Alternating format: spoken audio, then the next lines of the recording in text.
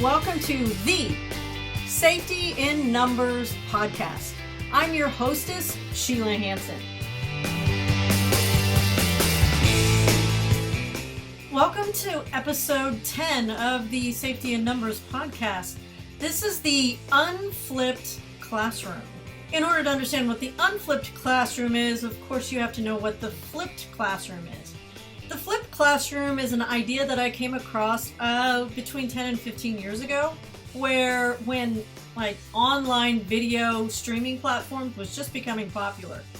So the idea is that you videotape yourself doing your lecture and your notes, and the kids watch that video in their homes on their streaming platform, take the notes and listen to the lecture there, and then when they come into your class, that's when they do their practice work.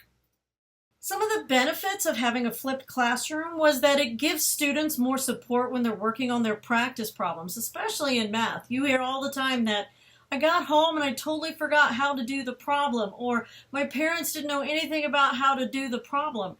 So this helped give students more support because they're doing their practice work in the classroom with you. And it also gave teachers more in-time class to assist students who needed more assistance. I attempted this many years ago and I ran into some problems.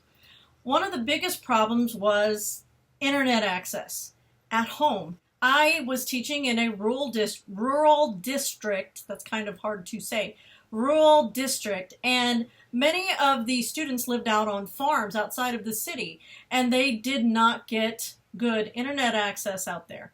So it was spotty at best for some of them, and some of them didn't have internet at home at all, or they didn't have a computer or a smart TV in which they could watch YouTube on.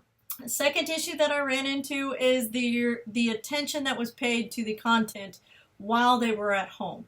Oftentimes they would watch the TV or watch the video at 2 times the speed, or they would play it in the background so it looked like they watched it, and then when they saw the notes that I was writing at the end, they would pause it and write them all down and not actually having watched the video.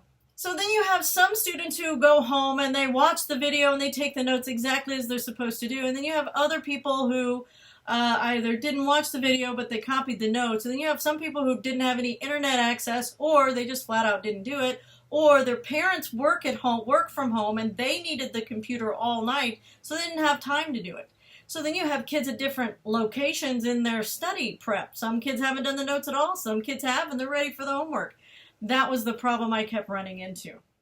So I got the idea of doing an unflipped classroom.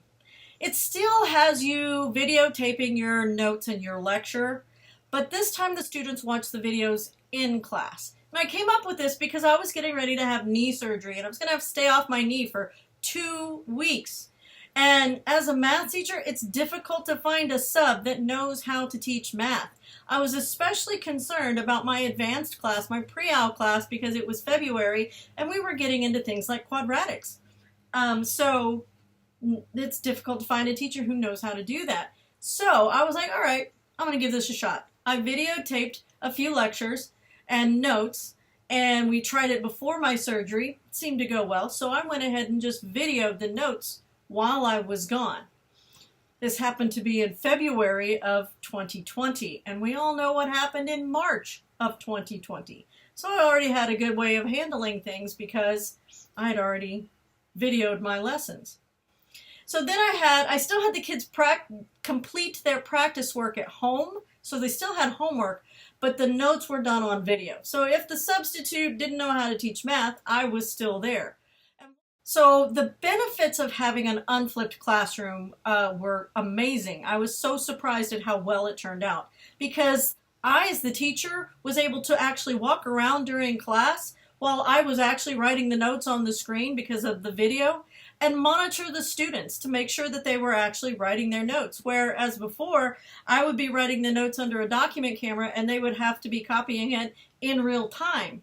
This way, I was still writing the notes on the same screen for the entire class to see, but this time I could walk around and make sure every kid was able to get what was actually writing it, was able to stay caught up. And if somebody got behind, I told them all you gotta do is say, hang on a second, and then I would pause the video and let them catch up, and they'd be like, okay, I got it. The teacher can pause and even rewind the video when needed. Also, when a student is absent, they're homesick, or their parents went on a cruise, you can email the video link to them and the student can still watch the video and get the notes. And you can use the time in class when the video is playing to complete tasks as needed or to lead deeper discussions. So one of the things I discovered is that as they were copying the notes, I would click pause and allow them some time to copy it down.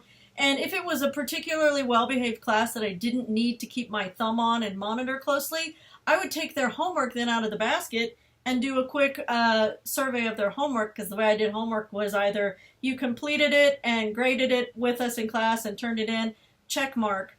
So I could get homework graded very quickly during class while the video was playing. Or I could take care of other menial tasks that always took up class time, like posting my attendance, putting grades in the grade book, things that I didn't always have time to do on my planning time. I could also lead the class into deeper discussions, like I could pause it.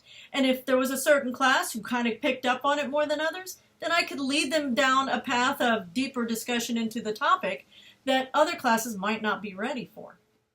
I taught with an unflipped classroom for approximately 5 years. And there were a few problems that popped up. First of all, I had to learn how to make a video and edit a video. And that takes time and it takes skill. Luckily, most of my learning was during the COVID shutdowns, and so I wasn't at school. I was at home and I had more time to learn those skills. I learned how to use iMovie on my computer, and it's a really easy editing program, but you have to play with all the tools and see how it works. So that's one of the drawbacks, is you do have to know how to make videos. That was my cat. There's a storm brewing outside and he's very anxious.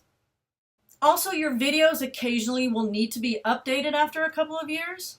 So I would have to go in and redo a few of my videos because the content was outdated, or I realized that I had made a mistake in it somehow, or like a joke I made really didn't make any sense anymore, you know, that sort of thing. So you'd have to go in and redo the videos occasionally. Also, one of the most annoying things that happens is sometimes the school's internet would go down, and then I didn't have anything. Now, one time, I did project it from my laptop using my phone as a hotspot, and I was able to make it work that way. But if the school's internet went down, then I just have to go back to live video notes, or live notes, and write the notes under the document camera like I did in the old days. Another thing that I noticed is that eventually students got bored with watching a video. So sometimes, of course, I didn't do notes every day of the week, especially for my classes that struggled. It was just 2 days a week of notes. So we would do a day of introduction and working with this subject, and then we do a day of notes and practice. That was the fundamentals class, the kids who were struggling in math. The other classes, it was 4 days of notes. Monday through Thursday was notes. Friday was Friday Fun Day, just to break up the monotony and give them something else to do. How I used the Unflipped classroom, as I said, was for a knee surgery where I had to be gone for 2 weeks. The video notes play in front of the whole class on the screen that's in front of the room. And I eventually was able to get a smart TV, so it played on my smart TV in front of the room. And I was in the back of the class, and I could always stop the video from the back of the class and expand on a point if I needed to, or make a correction, or pause and say, hey, Junior, you need to get your pencil out, or something like that. The students then wrote the notes and watched the video while I circulated and checked homework or helped a struggling student or something like that.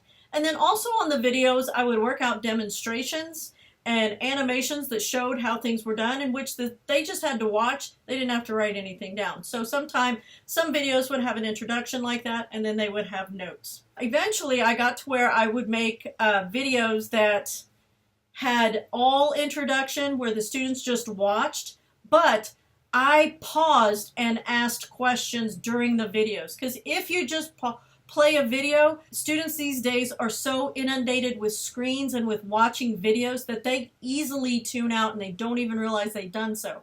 So, like, I would have an example playing up on the screen. I would pause it and I'd be like, okay, what do you guys think we do next? Okay, and what do we do next? And what do we do after that? Oh, Did you see the mistake I made? Anybody point that out? And I would stop it and have those discussions with them. But because the notes were on video, it was so much easier to pause and go back and to talk with them during the video because I didn't have to do two things at once. The one thing I was doing was already done on a video.